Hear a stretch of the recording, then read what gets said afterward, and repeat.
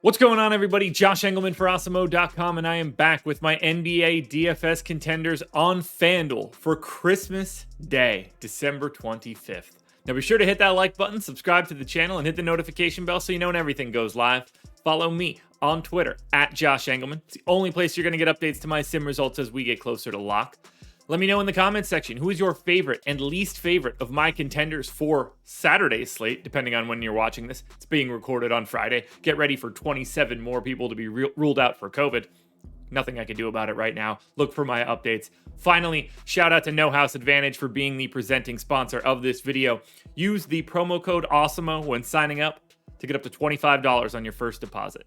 And we're rounding out the bottom of my top 10 with Jalen Brown, Chris Middleton, Cam Reddish, Gary Payton, and Talen Horton-Tucker on the outside looking in. Who will be my favorites? My top 5 plays for today? It's time to find out. In first at number 5, I've got Jalen Brunson, point guard, shooting guard eligible, 7,400, projected for 41. The goal is 46.5, and he is in the optimal lineup 31% of the time. I'm giving him 37 minutes. Dude's just playing a ton with no Luka Doncic. Basically like a 1.1 fantasy point per minute guy without Luka on the floor. Potentially doesn't have Porzingis, although I'm assuming he's in for right now.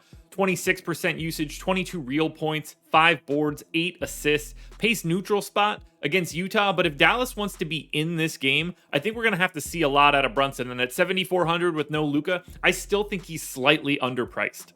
Price came up a little bit, and he is questionable, but Delon Wright is in at number 4. Point guard, shooting guard eligible, 5,100. Projected for 31. The goal's 37. He's in the optimal lineup 35% of the time.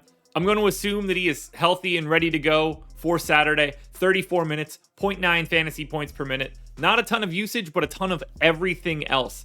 9 points, 6 boards, 6 assists, 2.5 stocks. Pace down spot against the New York Knicks. That isn't the most ideal thing in the world. But again, Delon Wright is still just priced as if he's got a slightly different role than he does.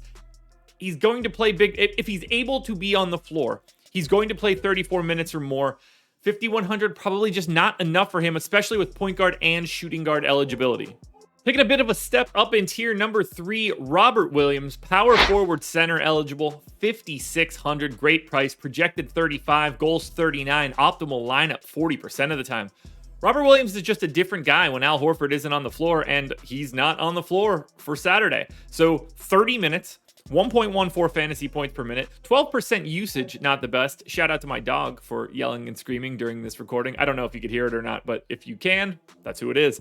10 points, 11 boards, 2 assists, a steal, 2.5 blocks. Pace neutral against Milwaukee, but better spot for Robert Williams knowing that there's no Giannis Antetokounmpo out there. He's only got to deal with DeMarcus Cousins.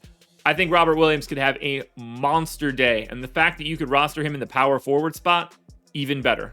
In at number 2, we've got Onyeka Okongwu. Now, he is just center eligible, but just 3,800. I've got him projected for 32. The goal's 31. He's in the optimal lineup 42% of the time. We just saw Okongwu get the start, play full starter run center minutes, and have Gorgui Dieng be the backup. They didn't put John Collins in at the 5. That's interesting to me. Don't know if it continues to happen, but we saw that Okongwu can play 32 minutes. Very good defensively, not necessarily the biggest offensive star, but we're talking 32 minutes, a fantasy point per minute. 11 points, 9 boards, an assist and a half, and 3 stocks. Now, it is a pace down spot against New York, but this could just be Mitchell Robinson and Taj Gibson.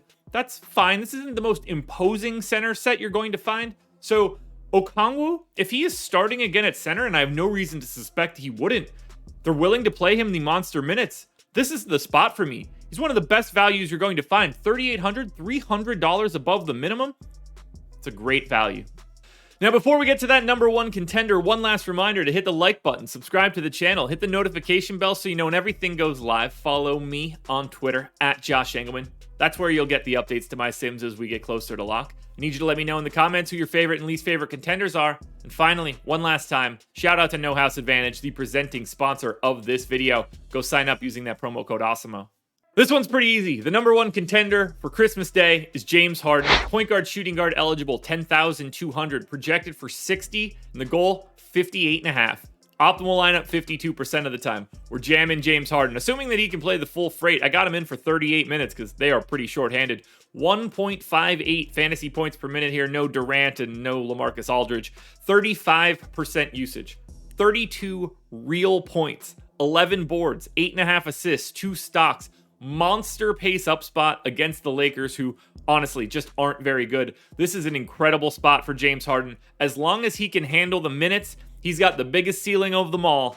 James Harden is your number 1 contender for Christmas. Alrighty, folks, that will do it. Those are my NBA DFS contenders on FanDuel for Christmas Day. Now, there's a DraftKings and Yahoo version of this video around here somewhere. Good luck on Saturday. Happy holidays to everybody. We're back again Monday morning for another edition of the Contenders.